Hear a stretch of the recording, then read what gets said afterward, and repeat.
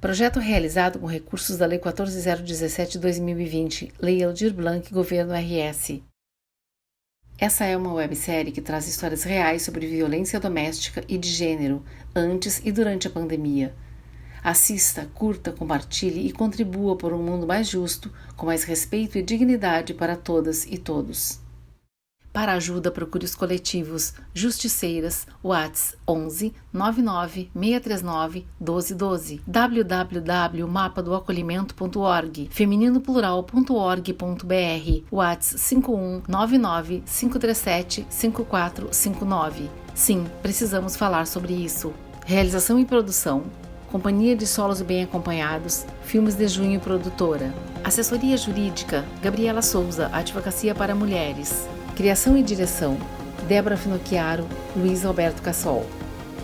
Sobre fundo azulado, traços brancos desenham uma janela com 2 folhas quadriculadas que se abrem. No vão, a palavra confessionário. Abaixo, em letras cursivas, relatos de casa.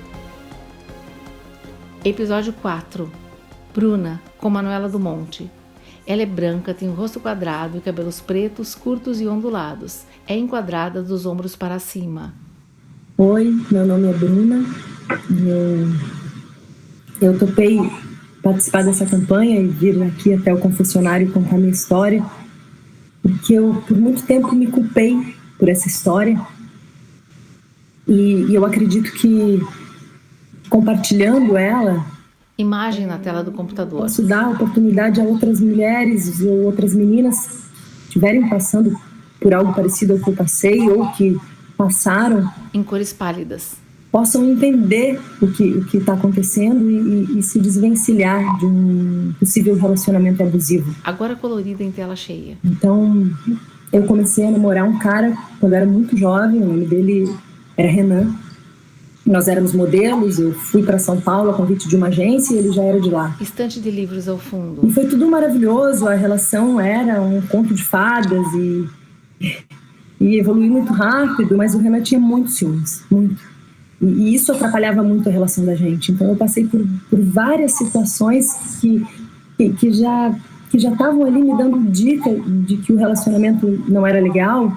Então, uma vez num bar, ele foi estúpido e grosseiro com uma amiga minha que fez um comentário legal. Ela disse: "Nossa, você é o famoso Renan, ela fala muito de você, ela te ama, hein?" E aí ele virou para ela e falou: "Ama, mas não demonstra." Né? Outro dia eu era virgem, então ele forçava uma barra para que a gente transasse logo, né? E eu tinha meu tempo, eu não queria. Então ele tentou colocar minha mão dentro da calça dele um dia no cinema, outro dia no carro, ele para me deixar em casa, a gente estava se despedindo, e aí quando eu vi ele tirou para fora e meio que queria, sabe, que eu fizesse um sexo oral nele, e aquilo, não sei de onde ele tirou aquilo, não tinha clima para aquilo. Até que um dia numa trilha, não tinha muita gente no momento da trilha, e ele veio todo fofo, porque ele sabia muito ser muito fofo. E romântico, e me beijando, assim. Só que de repente a gente estava se beijando, e quando eu vi ele de novo abriu a calça. Ele me pegou assim pela cabeça. Aproxima da cabeça a mão aberta. E ele foi me conduzindo assim para baixo, sabe? E eu fiquei muito desesperada na hora. Eu tremia, assim, foi uma coisa horrorosa. E ele ficou assustado com a minha reação. Então ele retrocedeu na hora e veio todo carinhoso, querendo me abraçar e dizendo que era só uma brincadeira, que eu não precisava ficar assim. E eu ainda ali, frágil e vulnerável e sem saber direito o que pensar, ainda me acalentei, sabe, naquele carinho doentio que ele estava me oferecendo. Bom, até que um dia, depois de um tempo que a relação ficou ótima, ele sabia fazer isso muito bem, e de repente, eu não sei por que um dia virava a energia dele, né, a atitude dele ficava horrorosa. Ela gesticula. E a partir do momento ele começou a querer me convencer a fazer sexo anal com ele. E eu não queria. Eu estava ali descobrindo ainda, vivendo aquela descoberta do início da relação sexual, né? Só que ele insistia nisso. Então, a partir do momento, começou a criar uma tensão toda hora que a gente ia transar. E um dia ele tinha mania de entrar no banheiro quando eu estava tomando banho, e sempre muito divertido, era um momento legal. E nesse dia ele entrou no banheiro e ele começou a me beijar, assim, por trás, tava gostoso, tava bom, a gente começou a querer transar ali, né? E de repente, eu não sei como, mas ele era maior do que eu, ele conseguiu me imobilizar, ele conseguiu, com uma mão só, segurar as minhas duas mãos aqui na frente e começou a forçar um sexo anal. Eu pedi muito para ele parar. Eu gritei muito. Mas ele não me ouviu. Ele não me ouviu e ele me machucou muito. Eu sangrei. Baixa o olhar. Foi a dor mais horrorosa que eu já senti, assim, na minha vida, aquilo ali. Me beijou, disse que me amava, que eu era muito gostosa e saiu do chuveiro. E eu fiquei ali, atônita, embasbacada, meio que processando o que tinha acontecido, sabe? E aí eu tomei banho, eu chorei um pouco ali, e pensando numa forma de me desvencilhar daquela situação, porque para onde eu ia aquela hora? E para quem que eu ia contar aquilo? Eu tinha vergonha de contar aquilo, sabe? Como é que eu ia ligar para minha mãe e pedir ajuda para ela e contar o que tinha acontecido? Então eu saí do banheiro e deitei para dormir do lado dele. No outro dia eu acordei cedo, saí de casa num impulso, eu não sabia nem para onde eu estava indo. E aí a chave não estava na porta. Então eu comecei a fazer um café, porque eu não sabia o que fazer naquele estado. E ele acordou, foi todo fofo para tomar café comigo, como se nada tivesse acontecido. Aliás, ele sempre agia como se nada tivesse acontecido. Ele tentava me responsabilizar pelas coisas que tinham acontecido. E aí uma hora ele me pegou no colo, assim, e me levou pra cama de novo, e queria transar comigo de novo. E eu falei pra ele, poxa, você me machucou ontem, doeu, eu não queria, eu não tinha me tocado que aquilo era um estupro. E ele não me deu ouvido.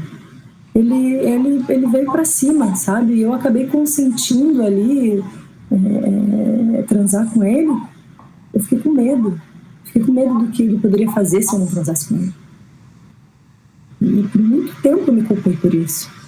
Até que um dia eu continuei com ele depois disso. Um dia apareceu uma oportunidade muito legal de trabalho para mim, de um teste muito importante. Era um trabalho que seria até do outro lado, fora do Brasil também. E a agência estava muito empolgada, porque eu ali estava meio que preferida do cliente. No dia de manhã, ele saiu para comprar pão, para fazer um café antes de eu ir para o teste, e ele nunca mais voltou. Ele me deixou trancada e eu perdi o teste. E aí a agência me cobrou, ele voltou como se nada tivesse acontecido. Ainda disse que eu tinha que olhar para aquilo como um lado bom, porque eu estava muito empolgada com aquele teste e provavelmente eu não passaria e ia ser muito pior para mim essa inversão de expectativa. E aí quando a agência me cobrou, eu acabei contando o que estava acontecendo. E aí a agência ligou para os meus pais, e aí a minha mãe ligou para ele. E aí ele terminou comigo e começou a me cercar. Ele ia em teste que ele sabia que eu ia fazer, ele passava na minha casa e ficava tocando o interfone, ele ficava me ligando, me ofendendo. Até que um dia eu voltei para minha casa, eu voltei para a casa dos meus pais. Eu abandonei toda a minha vida lá em São Paulo, sabe? Então eu acho importante trazer essa história, porque a gente tem que aprender a dizer não, até para aquelas coisinhas ali que parecem ser pequenas, mas não são, elas já são um termômetro de uma relação abusiva, sabe? E esse cara, além de ter além de ter me deixado um machucado muito grande, que foi esse estupro, que eu só fui entender depois, ele também terminou com um sonho que eu tinha. E essa é a minha história. E se por muito tempo eu me culpei por ela, e se ela me machucou por muito tempo, hoje eu me fortaleço nessa história. E eu espero de verdade que as adolescentes possam ter acesso a ela e aprendam a dizer não, porque ninguém precisa passar pelo que eu passei para aprender. E hoje eu não faço nada, absolutamente nada do que eu não quero. Decidida, ela sorri levemente. A tela escurece. Logo, confessionário e relatos de casa. Gabriela Souza, Advocacia para Mulheres. A cultura do estupro é responsável por diversas violências, mas a principal talvez seja uma violência social que faz com que muitas de nós sejamos educadas para cumprir papéis. Ela é branca. O papel de esposa, o papel de namorada, as obrigações matrimoniais, as obrigações que uma mulher tem numa relação. Como se o nosso consentimento, o nosso desejo e a nossa vontade não valesse a pena.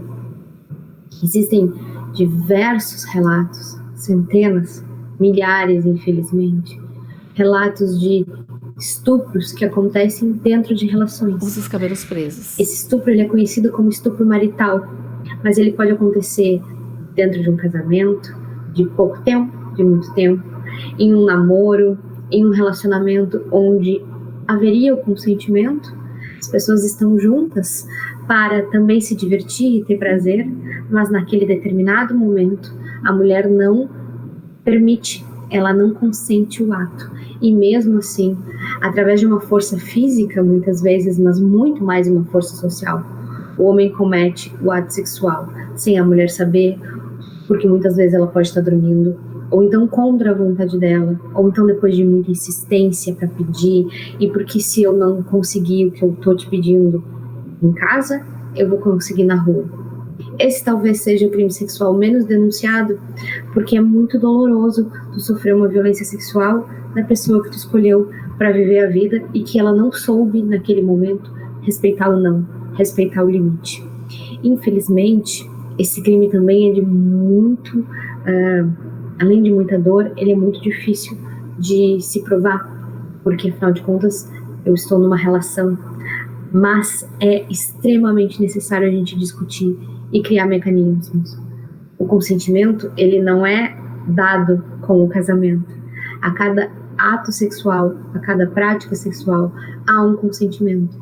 Em muitos casos, a mulher pode estar triafim no começo, mas de repente perder a vontade por qualquer coisa. E a partir do não, seja o não quando for, o que seguir dali é violência, é estupro e tem que ser denunciado. Ou então, pelo menos, essa mulher precisa saber que ela não está sozinha, que ela não é culpada disso, que ela não deu a entender, que ela não permitiu e que isso não é a obrigação dela, para que ela também possa ajudar a contar para outras mulheres, a educar meninas, a exercerem a sua liberdade sexual de maneira plena e ampla e com muito respeito.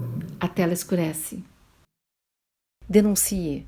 Se você é vítima ou conhece alguém que seja vítima de qualquer tipo de violência, denuncie, para que não existam mais histórias como essa.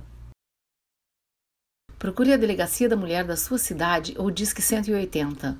Para ajuda, procure os coletivos Justiceiras, WhatsApp 11 99 639 1212, www.mapadoacolhimento.org, feminino-plural.org.br, WhatsApp 51 99 537 5459. Créditos selecionados. Criação, direção e roteiro, Débora Finocchiaro, Luiz Alberto Cassol. Adaptação coletiva a partir de relatos de Gabriela Souza, de notícias e histórias diversas. Preparação de elenco, Débora Finocchiaro. Direção de fotografia, Fred Paz. Direção de produção, Amanda Gatti e Fred Paz. Montagem e desenho de som, Leonardo Capellati. Trilha sonora, Laura Finocchiaro. Design gráfico, Luciano Ribas. Vinheta, Victor Teixeira dos Santos. Audiodescrição, Marilane Castro da Costa, Felipe Mianes. Tradução e legendas em inglês, Pedro Mendes. Libras, Simone Dornelles. Assessoria de imprensa, Padrinho Agência de Conteúdo. Social Media, Gabriela Rodentelini. Assistência técnica de lives, Débora Bregala. Elaboração de projeto, Companhia de Solos e Bem Acompanhados, Amanda Gatti. Administração do projeto, Elisete Hidalgo. Assessoria contábil, Carlos Augusto Flake. Consultoria astrológica, Amanda Costa. Assistência de produção, Gabriele Gazapina Guimarães. Produção executiva, Amanda Gatti, Débora Finocchiaro. Coordenação geral, Débora Finocchiaro. Apoio, Rádio Univates FM, Rádio FM Cultura, Rádio União FM, Rádio Band News FM, Rede Estação Democracia, Coordenadoria Estadual da Mulher em Situação de Violência Doméstica.